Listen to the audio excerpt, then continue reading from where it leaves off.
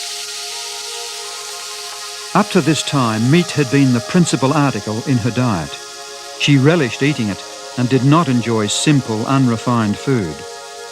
What is more, she believed that she needed meat for strength because her health was poor and she often fainted several times a week.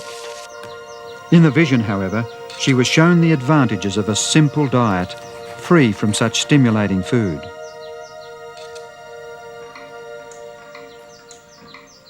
She instructed her cook not to serve meat anymore.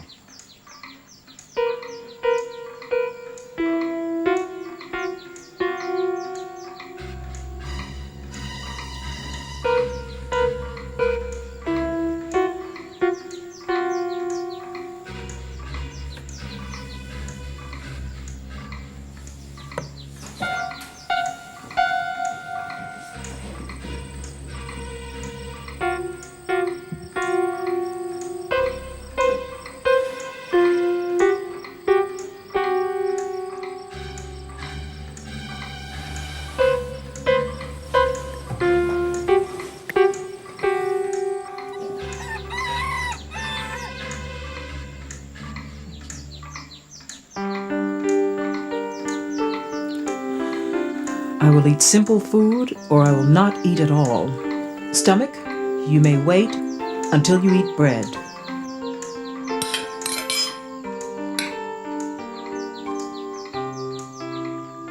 Her success in this battle brought immediate benefits.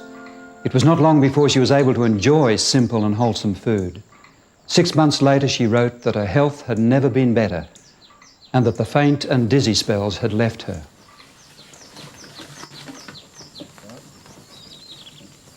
In 1867, the Whites moved to Greenville in northern Michigan.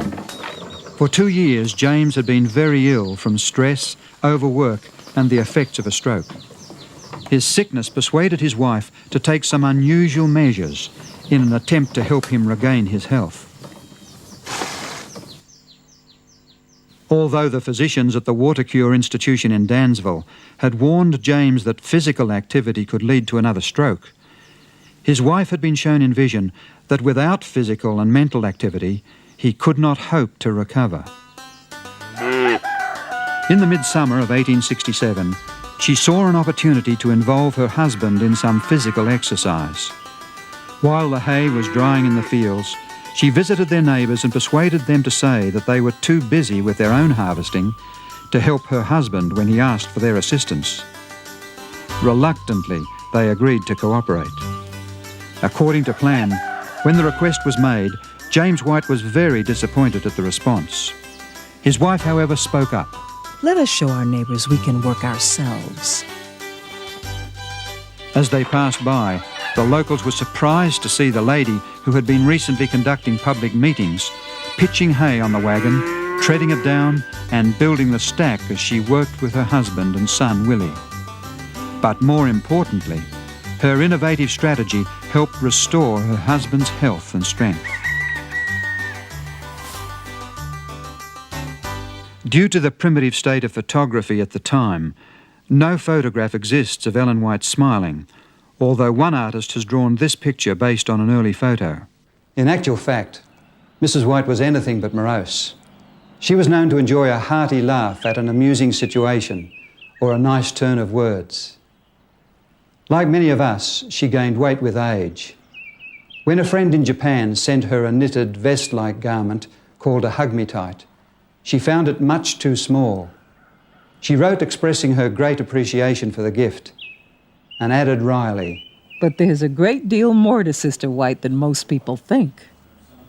James and Ellen White lived in Battle Creek much of the time until 1881.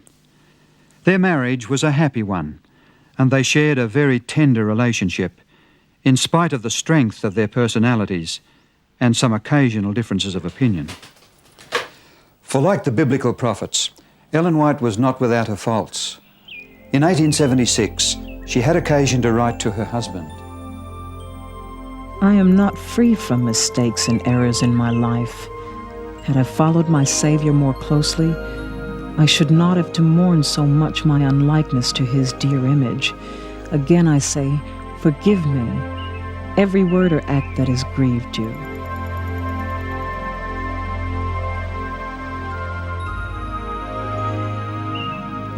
Like most marriages, Ellen's was not all sweetness and light.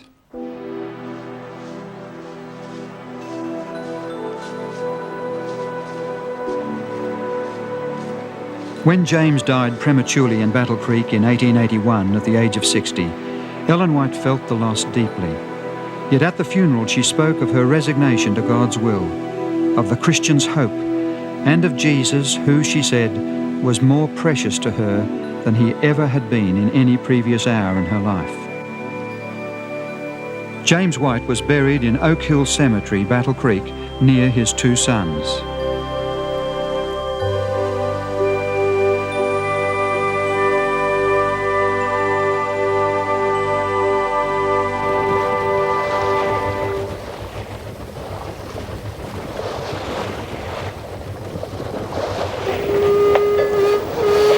Where do you live? Where? West. 10 years later, in 1891, Ellen White sailed for Australia. Unfortunately, she soon fell ill with malarial fever and inflammatory rheumatism. For the next 11 months, she experienced the most terrible suffering of her whole life and became an almost helpless invalid. Yet in the following year, she was able to write, These months of suffering have been the happiest years of my life because of the companionship of my Savior. I am so thankful I have had this experience because I am better acquainted with my precious Lord. All through my sickness, His love, His tender compassion was my comfort, my continual consolation. One reason why she had come to Australia was to help in the setting up of a school. In 1894, she inspected a property of 1,450 acres in Coorambong, New South Wales, and was impressed that this site should be the school location. The land was subsequently purchased and a portion cleared of its huge eucalypt trees. In vision, an angel told Ellen White that though the soil appeared to be poor, rightly worked, it would produce abundant crops.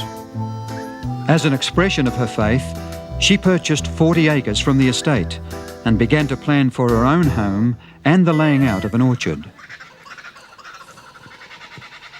On just 2 acres, over 500 fruit trees of a dozen different varieties were planted, using the method the angel had explained to her.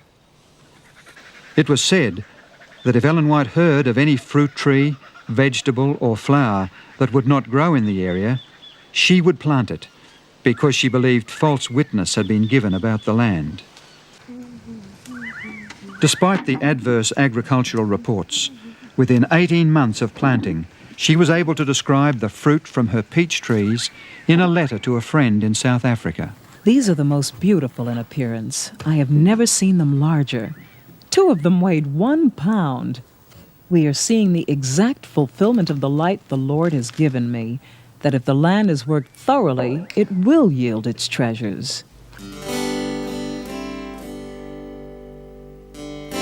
In December 1895, Ellen White and her helpers moved into this 11-room cottage, which she later named Sunnyside. It was situated in Avondale Road, Coorambong, not far from the school, and was to be her home until her return to the United States in 1900.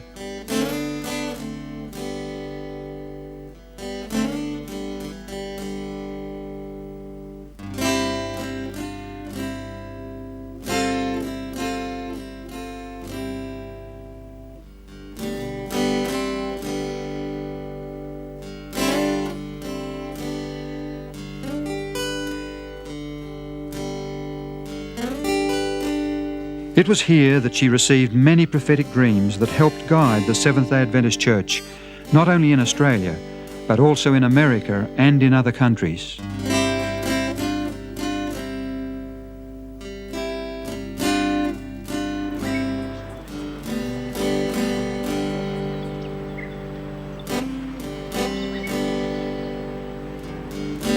The Avondale School was to be a pattern school for the educational work of the Seventh-day Adventist Church.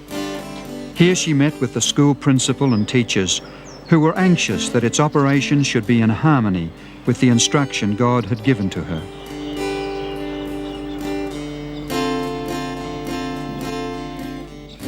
Here at Sunnyside in 1898, she completed her book on the life of Christ, The Desire of Ages. She also cared for her grandchildren here, as well as for other children needing a home. And for you? Her kind and happy disposition meant that children never felt tense, nervous, or ill at ease in her company. And one for me, too. Good morning, brother. Morning, Sister White. It was here too that she cared for the needs of the sick in the surrounding district. She often gave food from her own garden and orchard, along with clothing and money to those in need. Pull up, Rose.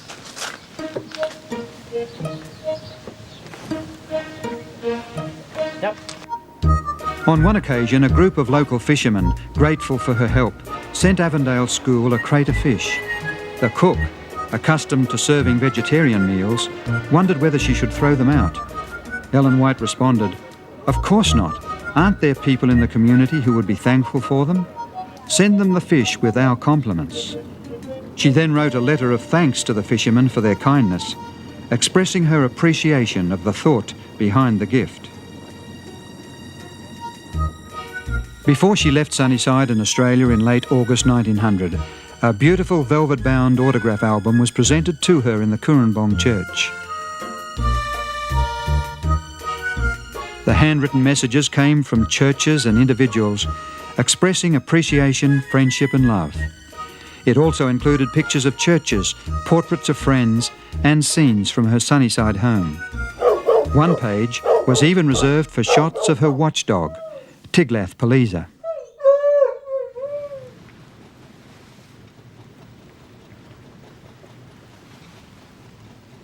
Ellen White was 72 years old when she left Australia.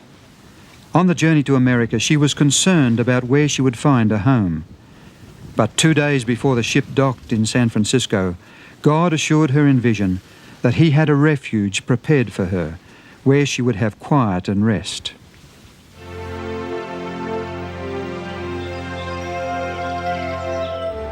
Within a week of her arrival, she was directed to this furnished 7-room home.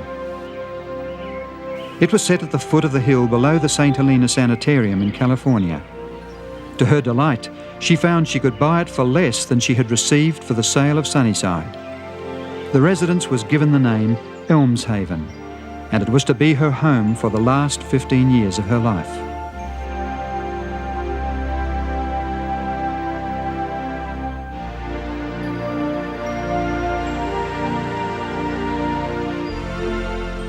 Ellen White's granddaughter, Mrs. Grace Yarks, recalls those happy times with her grandmother at Elmshaven. Now, we often had a hot drink for breakfast, postum, sometimes cocoa, which was really just chocolate-flavored milk. We had a lot of milk. A hot cereal, well-cooked, served with cream. Fresh fruit, usually a dish of stewed fruit if it wasn't summertime when we could have fresh fruit. But usually, if it was at all possible, we had fresh fruit from the garden. There was an orchard with peaches, apples, pears, and even persimmons, so that we had fruit through very much of the year. Fruit was one of the main dishes of breakfast. Now, once in a while, we would have an egg for breakfast. So Ellen White herself never gave up the use of milk and eggs. She needed the eggs and milk for protein, cottage cheese we made. She could not use dried legumes. She was allergic to even lentils. And my mother made the most delicious lentil roast with olives in it. But grandmother couldn't eat it. She just had to watch us enjoy it. She herself could not eat the dried legumes of any type, it seems. So she would need, you could see, to use as long as possible eggs and milk, but she made sure to see that the milk was scalded so there was no danger from germs in the milk, and also to see that the eggs were from hens that were grain-fed. And everyone was happy, nothing ever unpleasant at the table, and often some rather amusing things happened at the table. some was amusing for some people and not for others. I remember one man and his wife was here, and she was pregnant, and she wanted some white bread, and her husband wouldn't let her touch white bread. It had to be this dark graham bread, which is all right, but she wanted some white bread, and he said, no, you mustn't eat any white bread. So here they were at the table, and sitting at the table, and Ellen White looked around after the blessing, and she said to the lady, she was looking at the bread on the table, and it was dark bread, and she said, Mrs. So-and-so, would you enjoy a little white bread? And that's what she'd just been wanting, but her husband said, no, you mustn't. You must always have entire wheat bread for the nourishment. You must have nourishment. But once in a while, it's nice to have something you just want. And Ellen White seemed to know that, and without asking anything, she said, may I get you some white bread? And she did. I imagine the husband felt rather embarrassed. I don't know. And she wasn't straight-laced. I mean, what should I say? She didn't want us to take her writings as a straitjacket. Her writings were to assist in different activities in life. She was well liked. She used to stop at her carriage when they'd go by the vineyards and men were working there. She'd stop and talk to them about it, different things, and about their work. And if she heard that there was a new baby someplace, whether they were Adventist or not, that didn't make any difference. Well, she'd, in the carriage, go in the afternoon, take some present to them, to the new baby, recognize that something has happened, that it means something to them, the people, that she enjoyed it too. She was a very outgoing person.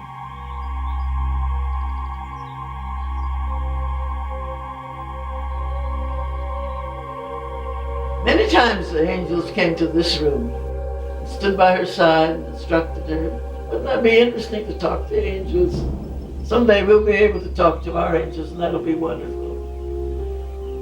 But the most interesting time was when Jesus himself was here, and I can't forget that. How interested he was in the little lady who was trying to carry out the instruction that was given her, and writing and writing.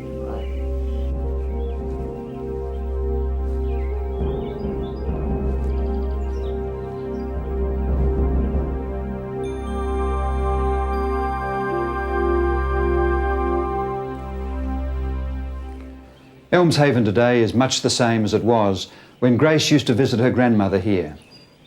This is the living room where visitors were greeted, and the family met morning and evening for worship.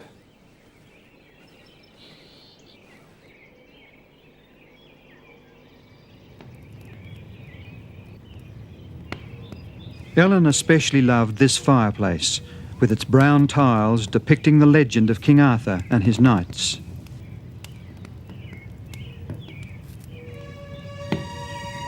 As she neared the end of her life, Ellen White enjoyed a triumphant experience of faith. She knew Jesus as her saviour and friend, and looked forward to the home in the new earth that she had seen many times in vision. Often as she moved around her home, she could be heard singing the words composed in 1845 by William Hyde. He had written them after hearing her account of her first vision of heaven given in December 1844. The last part of the song she especially loved. We'll be there in a little while. We'll join the pure and the blessed. We'll have the palm, the robe, the crown, and forever be at rest. It was while entering her writing room on a Sabbath morning in February 1915 that she tripped and fell, her hip broken.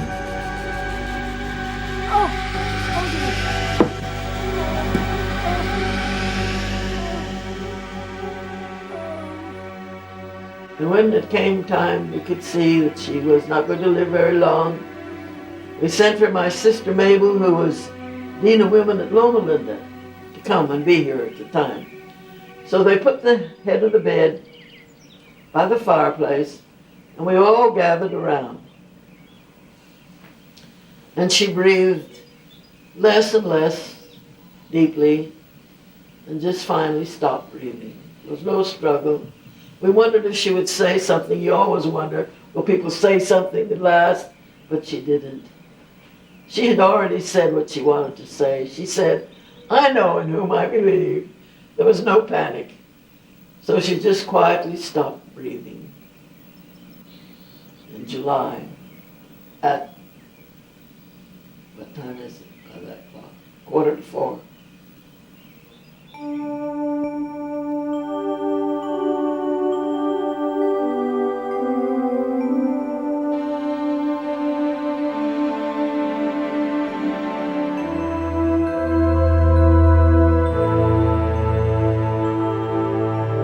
On Sabbath, July 24, her funeral service was conducted in the Dime Tabernacle, Battle Creek. Some 3,500 people crowded into the church, and 1,000 more stood on the lawns outside.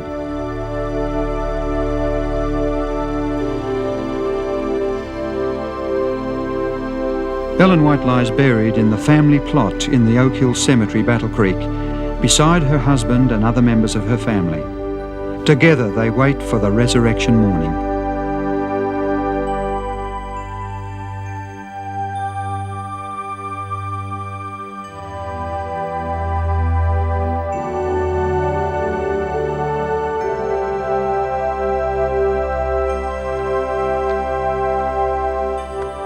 As with all God's messengers through the ages, Ellen White experienced the joys and sorrows of life. Like them, she did not lose the uniqueness of her personality, nor was she suddenly endowed with abilities that she did not previously possess. She was no plaster saint, but was one who always acknowledged that she was a sinner saved by God's grace. Like the prophets before her, she struggled with temptation, mourned her unchristlike character, possessed at times a faulty memory, had her likes, dislikes, and her own tastes of dressing and homemaking. She recognized her limitations of knowledge and understanding, apart from the revelations received from the Lord, and she lamented her inadequate writing ability. But she was also a warm, caring, and generous-hearted wife, mother, and friend who was greatly devoted to her God and to those about her. Chosen by God as His messenger to the Seventh-day Adventist Church, God used her through the prophetic gift to bring unity of faith, to guide and strengthen the church, to magnify the principles of His Word, and to bring to men and women a clearer view of Jesus. Of her writings, she declared, They will constantly speak, and their work will go forward so long as time shall last.